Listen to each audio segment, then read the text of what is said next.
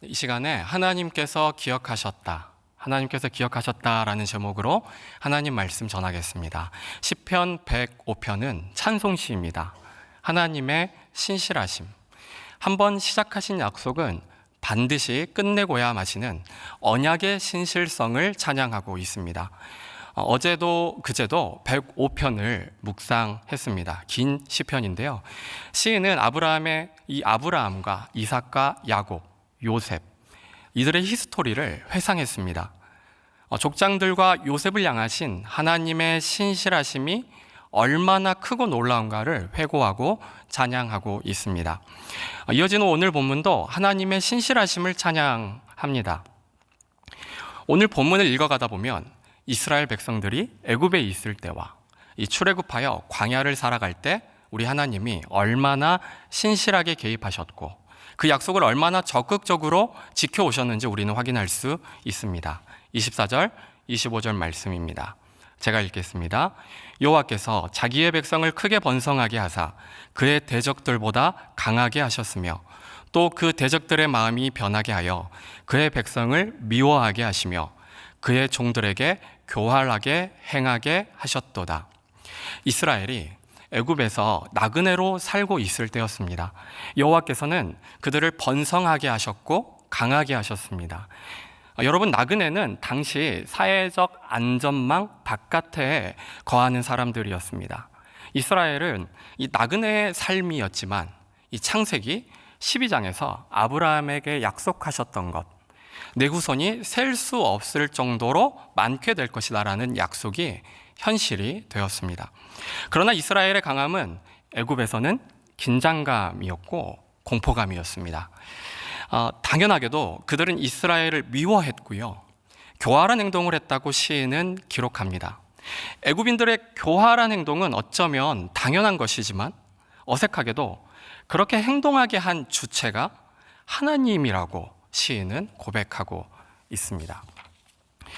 여러분, 우리는 이 부분을 그냥 지나치려고 하다가도 잘 납득이 되지 않아 이 마음으로 멈춰설 때가 있는 것 같습니다. 이해하기 어려운 하나님의 주권적 영역인 것이죠.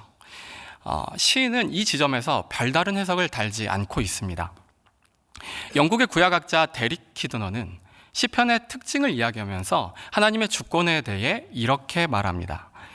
우리 주님께서 유다의 배반조차 아버지께서 주시는 잔으로 보셨듯이 모든 사건의 배후에 하나님의 주권적 섭리가 작동하고 있다는 것을 보여주는 것이 시편의 주된 관심사다.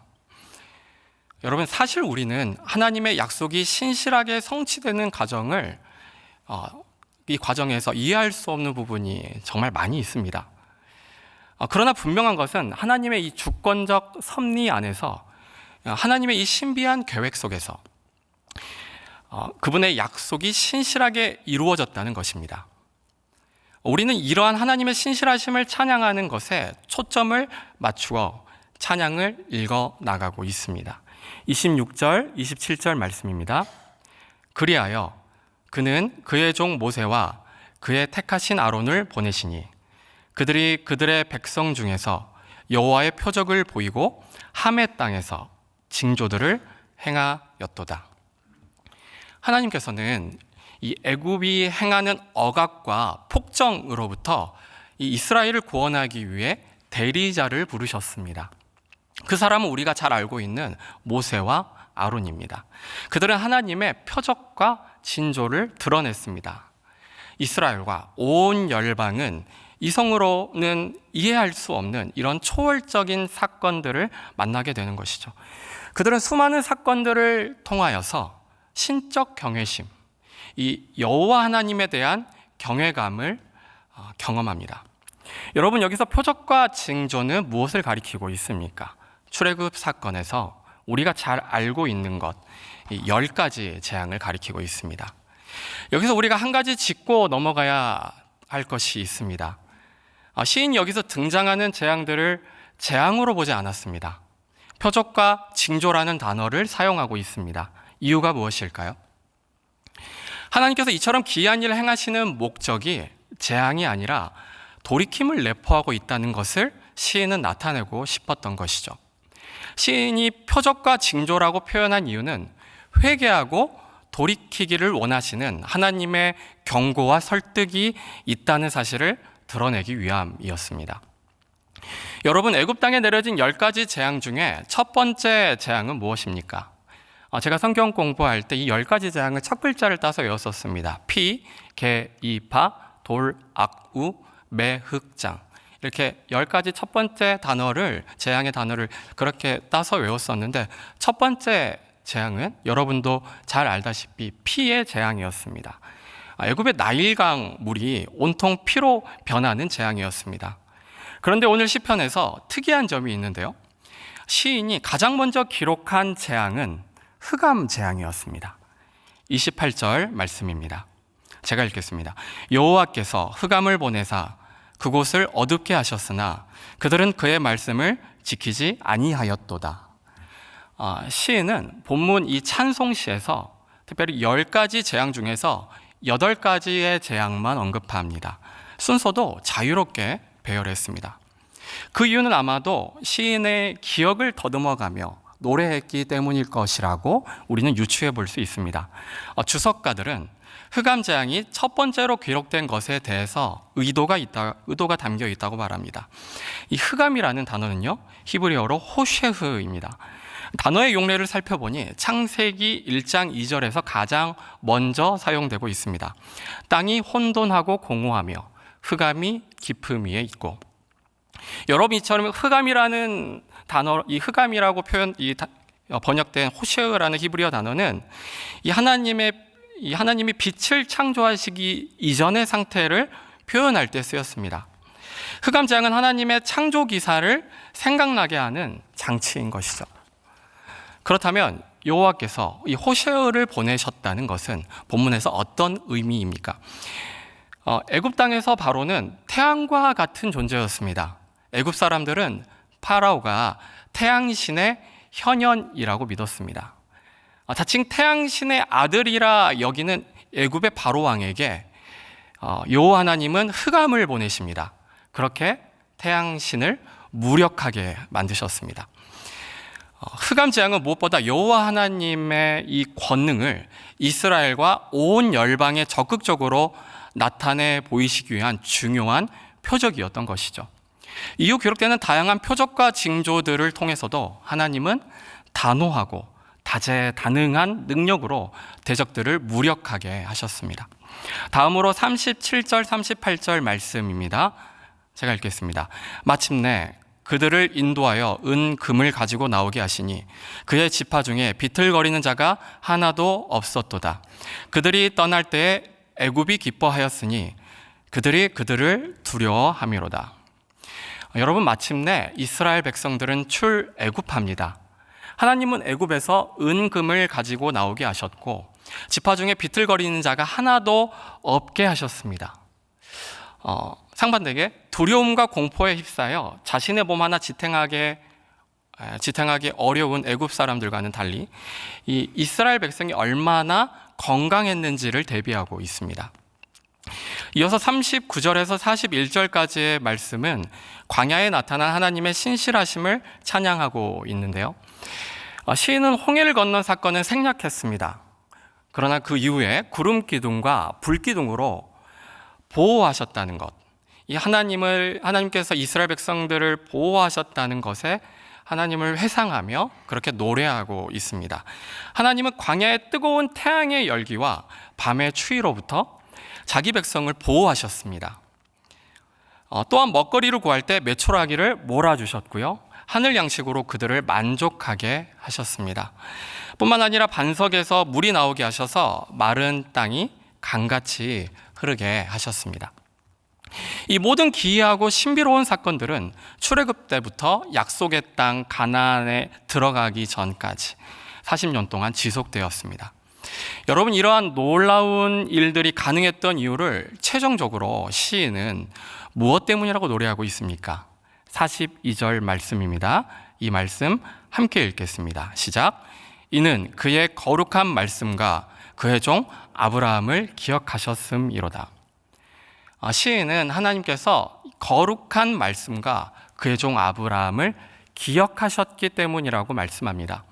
여러분, 43절 말씀은 배고편의 이 주제가 되는 아주 중요한 부분입니다.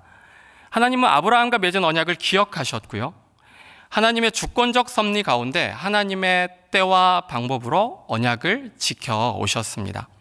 저는 특별히 여기서 아브라함과 맺은 언약, 이 언약을 기억하셨다, 이 기억하셨다는 표현, 하나님께서 기억하셨다는 이 표현을 주목해서 살펴보고 싶습니다.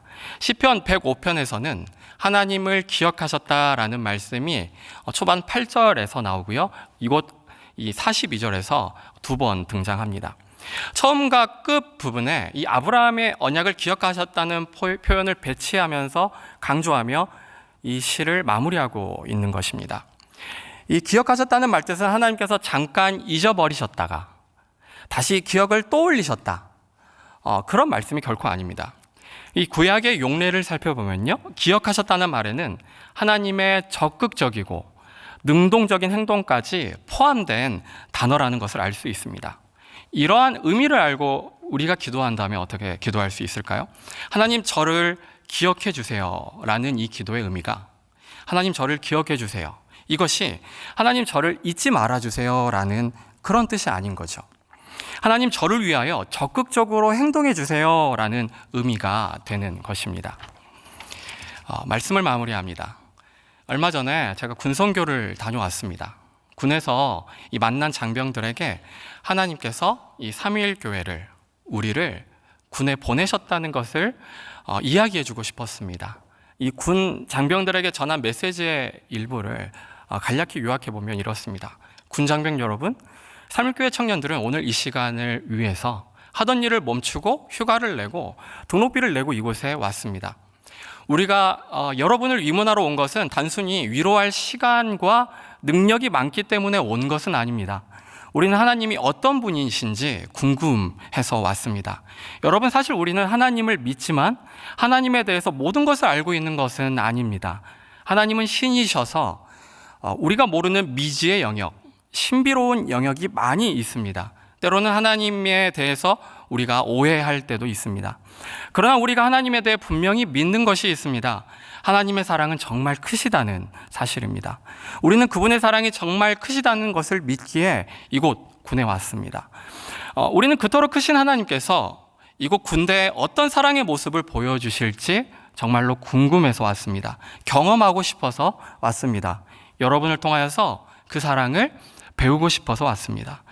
여러분, 하나님께서는 여러분을 잘 알고 계십니다. 그리고 여러분을 정말 많이 사랑하십니다. 분명한 사실 한 가지는 하나님의 크신 사랑을 경험하게 하시려고 여러분과 우리의 만남을 하나님께서 계획하셨습니다. 이곳에 모인 주 안에서 한몸된 성도 여러분, 하나님은 참으로 신실하신 분입니다. 이 아브라함과의 언약을 신실하게 지켜오셨던 하나님께서는 지금도 택한 백성들을 위하여 신실하게 일하고 계십니다. 하나님께서는 그 약속을 이루시기 위해 모세와 아론을 보내신 것처럼 지금도 이곳에 모인 저와 여러분을 세상에 보내십니다. 하나님께서 우리를 가정으로, 일터로, 국내로, 해외로 우리를 보내시며 그분의 신실하심과 크신 사랑을 노래하게 하시고 고백하게 하십니다. 역사 속에서 단 한 번도 실패가 없으셨던 하나님께서는 우리에게도 하나님의 실패 없는 사랑을 경험할 수 있도록 열방을 향해 우리를 보내시는 겁니다. 때론 하나님의 일하심을 다 알 수 없고 이해할 수 없을 때도 많지만 한 번 시작하신 약속을 반드시 지키시는 하나님의 주권과 그분의 사랑을 우리가 믿고 의지하고 찬양하기를 원하십니다. 여러분, 꼭 기억하십시오. 하나님께서는 지금도 저와 여러분에게 하신 약속을 기억하신다 말씀하십니다. 단순히 잊고 있다가 기억났다는 뜻이 아니라고 했습니다. 적극적으로 행동하시는 뜻이 포함된 말입니다. 하나님은 지금도 우리를 위해서 적극적으로 행동하십니다. 이 시간 나를 기억하시는 하나님께, 이 적극적으로 행동하시며 사랑을 베풀어 주시는 우리 하나님께 기도합시다. 하나님, 우리가 하나님을 기억합니다. 하나님, 나를 위해 적극적으로 행동하고 계심을 믿습니다. 주님 앞서 일하여 주시니 참으로 감사합니다. 하나님의 적극적인 사랑 앞에 아멘으로 화답하기 원합니다. 주께서 맡기신 사명, 신실하신 하나님을 의지해 순종의 걸음 뚝심 있게 걸어 나갑니다. 우리를 불쌍히 여겨주시고 크신 은혜로 채워 주시옵소서. 이렇게 기도하시고 이 시간 가지고 나오신 기도 제목을 가지고 기도하시다가 자리에서 일어나시겠습니다. 기도합니다.